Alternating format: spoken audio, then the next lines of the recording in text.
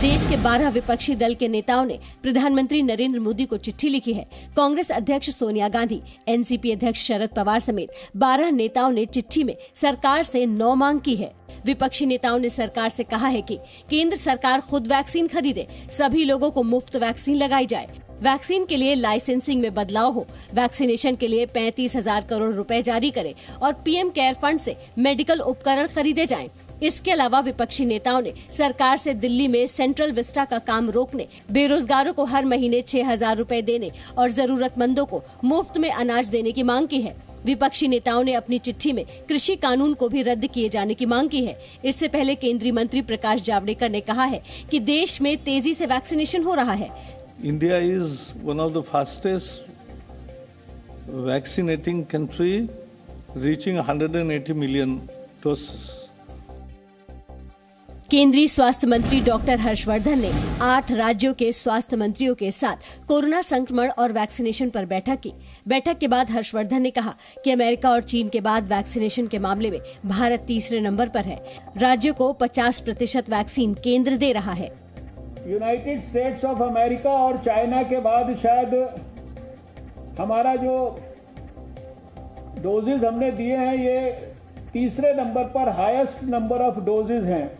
उत्तर पश्चिम बंगाल की मुख्यमंत्री ममता बनर्जी ने प्रधानमंत्री नरेंद्र मोदी को चिट्ठी लिखकर वैक्सीन उत्पादन करने वाली कंपनियों को राज्य में जमीन देने की बात कही है।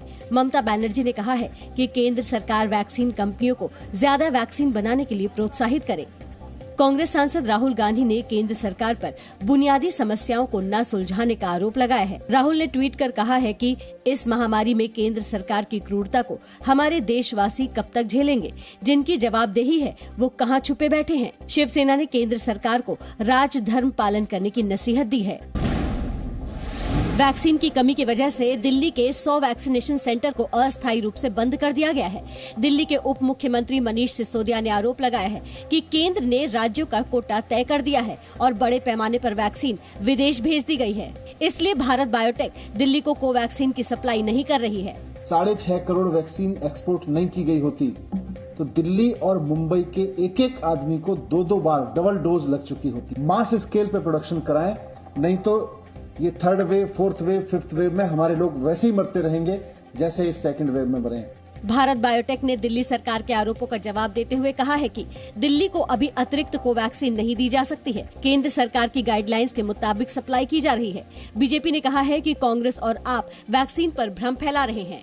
आम आदमी पार्टी के जो नेता हैं और कुछ और नेता हैं, कांग्रेस, राहुल गांधी, वो एक भ्रम की स्थिति उत्पन्न करने की कोशिश कर रहे हैं। देखिए, ये डिप्लोमेसी नहीं है, ये डिप्लोमेसी के साथ साथ ये एपिडेमियोलॉजी भी है। आज महाराष्ट्र कैबिनेट की बैठक में लॉकडाउन पर भी चर्चा हुई, जिसमें सभी मंत्रियों ने 15 दिन और लॉकडाउन बढ़ाने की मांग की, लेकिन इस पर आखिरी फैसला मुख्यमंत्री उद्धव ठाकरे पर छोड़ा गया है। महाराष्ट्र में वैक्सीन की कमी की वजह से 18 साल से 44 साल तक के लोगों का वैक्सीनेशन फिलहाल नहीं हो पाएगा। उपलब्ध वैक्सीन 45 से ज्यादा उम्र के लोगों को लगाई जाएगी। हमने ये निर्णय लिया है कि जो टीके महाराष्ट्र सरकार ने 18 से 44 उम्र के लोगों के लिए खरीदी किए थे, जो राष्ट्रीय टीकाकरण जो भारत सरकार की जिम्मेदारी का काम है, उसकी तरफ हम ट्रांसफर कर रहे हैं। वैक्सीन की कमी से निपटने के लिए सीरम इंस्टीट्यूट ने 20 मई के बाद महाराष्ट्र को कोविशील्ड की 1.5 करोड़ डोज देने का भरोसा दिया है। वैक्सीन उत्पादन करने वाली कंपनियों ने केंद्र सरकार के सामने अगले 4 महीने की रूपरेखा रखी, जिसमें सीरम इंस्टीट्यूट ने कहा कि अगस्त तक कंपनी हर महीने 10 करोड़ डोज कोविशील्ड का उत्पादन करेगी, तो वहीं भारत बायोटेक हर महीने 7 करोड़ 42 लाख कोवैक्सीन डोज का उत्पादन करेगी। कोरोना की तीसरी लहर पर आज दिल्ली हाईकोर्ट ने कहा है कि इसे गंभीरता से लेने की जरूरत है। दिल्ली हाईकोर्ट ने कहा कि दूसरी लहर में हम लोग इतना कुछ गंवा चुके हैं, इसलिए कोरोना की तीसरी लहर की चेतावनी को बेहद गंभीरता से लेना चाहिए। अदालत ने दिल्ली सरकार को स्वास्थ्य परियोजनाओं को पूरा करने के लिए सभी संसाधनों का सही उपयोग करने का निर्देश दिया।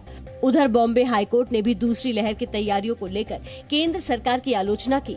बॉम्बे हाईकोर्ट ने केंद्र से सवाल पूछा कि दूसरी लहर से पहले पर्याप्त मात्रा में रेमडेसिविर इंजेक्शन क्यों नहीं स्टॉक किया। महाराष्ट्र के मुख्यमंत्री कार्यालय की ओर से अदालत में बताया गया कि महाराष्ट्र को रोज 70,000 रेमडेसिविर की जरूरत है, लेकिन उसे मिल रहे हैं सिर्फ 45,000। इलाहाबाद हाईकोर्ट ने भी उत्तर प्रदेश के ग्रामीण इलाकों, छोटे शहरों और कस्बों में कोरोना संक्रमण फैलने पर चिंता जताई है। इलाहाबाद हाईकोर्ट ने राज्य सरकार से इन कस्बों, शहरों और गाँव में सुविधाओं और टेस्टिंग की रिपोर्ट मांगी है। भारत बायोटेक की कोवैक्सीन का 18 वर्ष से कम उम्र के बच्चों पर भी ट्रायल होगा। एक्सपर्ट पैनल ने 2 से 18 वर्ष के बच्चों के लिए कोवैक्सीन को दूसरे और तीसरे चरण के ट्रायल की सिफारिश की है। ये trial Delhi AIIMS, Patna AIIMS, Nagpur के MIMS अस्पतालों में 525 लोगों पर किया जाएगा। इससे पहले सोमवार को ही अमेरिका ने 12 से 15 साल के बच्चों के लिए फाइजर की वैक्सीन को इजाजत दे दी है। अमेरिका के अलावा कनाडा भी बच्चों के लिए वैक्सीनेशन की इजाजत दे चुका है। देश में लगातार तीसरे दिन कोरोना संक्रमण के 4 लाख से कम मामले आए हैं। पिछले 24 घंटे में 3,48,000 से ज्यादा लोग संक्रमित हुए और 4,205 लोगों की मौत हो गई। राहत की बात है कि 24 घंटे में 3,55,000 से ज्यादा लोग ठीक हुए। इस बीच भारत और ब्रिटेन में सबसे ज्यादा तबाही मचाने वाले कोरोना वेरिएंट B.1.617 दुनिया के 44 देशों में संक्रमण फैला रहा है। देश को जल्दी ही चौथी कोरोना वैक्सीन मिल सकती है। अमेरिका भारत में जॉनसन एंड जॉनसन की वैक्सीन के संयुक्त उत्पादन पर विचार कर रहा है।